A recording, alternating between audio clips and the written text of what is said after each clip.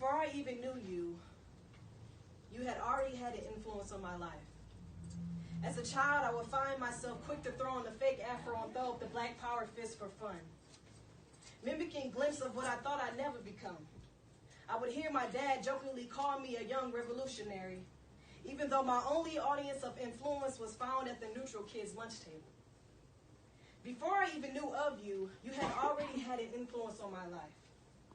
I would find myself sharpening my ear to the voice of indie guitar players who spoke of self-empowerment and standing up for what was right regardless of who followed behind.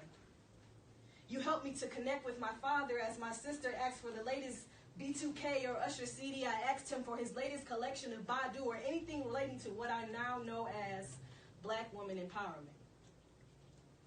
Back then, if you asked me, I had no idea why I did these things or held them so close as my values. I just loved it. Perhaps it was that one movie on Black entertainment television I found myself watching when no one was looking, or maybe it was that 1 month out the year where the color of my skin seemed to be glorified. No, before I even knew of you, you had already had an influence on my life. For you are the living essence of my ancestry, dropping hints here and there and appearing just when the time was right, just when you knew injustice was about to put up a fight. You have replaced the false ideas of my juvenile education that was cramped into one chapter of my history book. You have type A, type B, type keep type la. You have type A, type keep going, type keep pushing blood. Now I know why I hold my fist so high, because if I held it any closer to the ground, my stance would be mistaken for giving in. Now I know why I would rather have bold kinks, because my roots are connected by the strongest of links.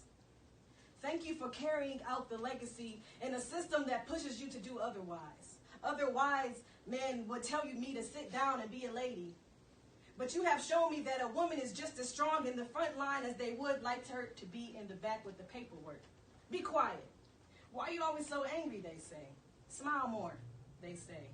I'll smile when I no longer have a reason to lay on the cold ground to prove a point. Your passion has backed up my words, my purpose.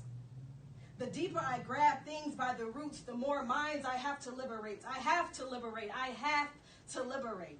Before I even knew of you, you had already had an influence on my life. For it is the very spirit of your activism that can only add to the perseverance of mine. Thank you for not giving up. Black Feminism.